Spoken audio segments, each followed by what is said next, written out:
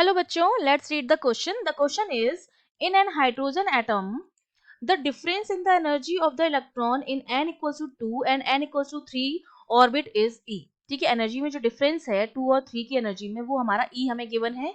The ionization energy of hydrogen atom is, तो उस hydrogen atom की आयोनाइजेशन एनर्जी क्या होगी ये हमें बताना है.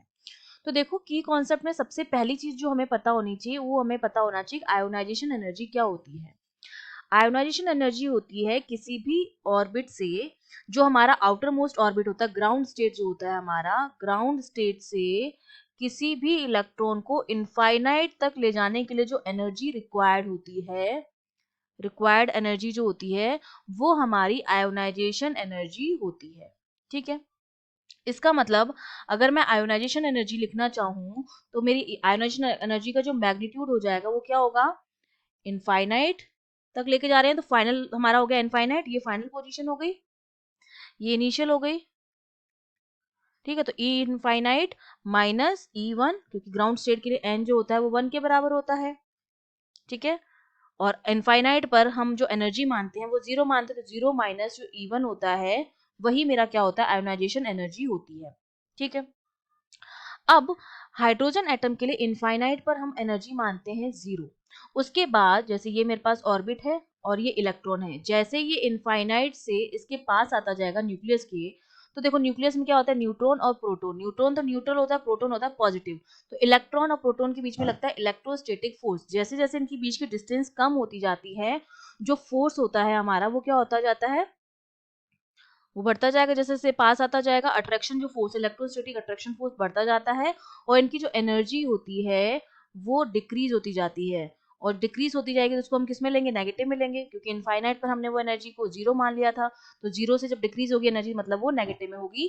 तो जो एनर्जी होती है किसी भी ऑर्बिट में हाइड्रोजन की, दैट इज गिवन बाय -13.6. ये -1 यही रिप्रेजेंट कर रहा है कि जब हम इनफाइनाइट से न्यूक्लियस की तरफ आएंगे तो जो इलेक्ट्रोस्टैटिक फोर्स है, अट्रैक्टिव इलेक्ट्रोस्टैटिक फोर्स, वो इंक्रीज होता है और एनर्जी डिक्रीज होती है.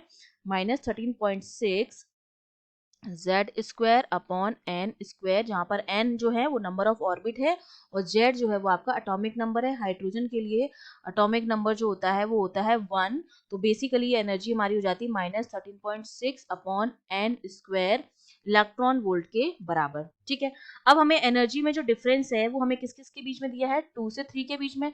तो मैं एनर्जी डिफरेंस निकाल लूँ, डेल्टा ई की अगर मैं वैल्यू कैलकुलेट करूँ तो डेल्टा ई मेरा हो जाएगा E3 माइनस E2, और ये एनर्जी में डिफरेंस हमें E के बराबर गिवन है. तो ये 13.6 इलेक्ट्रॉन वोल्ट बाहर आ जाएगा, ये ब्रैकेट में बचेगा 1 अपॉन, क्योंकि 3 माइनस 2 था, इसको मैंने उल्टा लिख दिया 2 माइनस 3, तो माइनस वाला साइन पॉजिटिव में बदल जाएगा, इसलिए हमने यहाँ पे पॉजिटिव का साइन नहीं लिखा है. तो 2 का स्क्वायर माइनस 1 अपॉन 3 का स्क्वायर. समझ में आया माइनस का साइन कैसे कैंसिल आउट हो गया, हमने इसको रिवर्स कर दिया, 2 की वैल्यू यहाँ रख दी, 3 की वैल्यू यहाँ रख दी, तो जो माइनस का साइन होगा वो पॉजिटिव में कन्वर्ट हो जाएगा. इसको जब हम सॉल्व करेंगे जो कि मेरा E के बराबर है, तो ये मेरा कितना हो जाएगा 13.6 इलेक्ट्रॉन वोल्ट इंटू 5 अपॉन 36. ये इक्वेशन हमारी 1 हो गई. और पीछे हमने आयोनाइजेशन एनर्जी निकाल दी थी जो मेरी किसके बराबर आई थी, E1 के बराबर आई थी.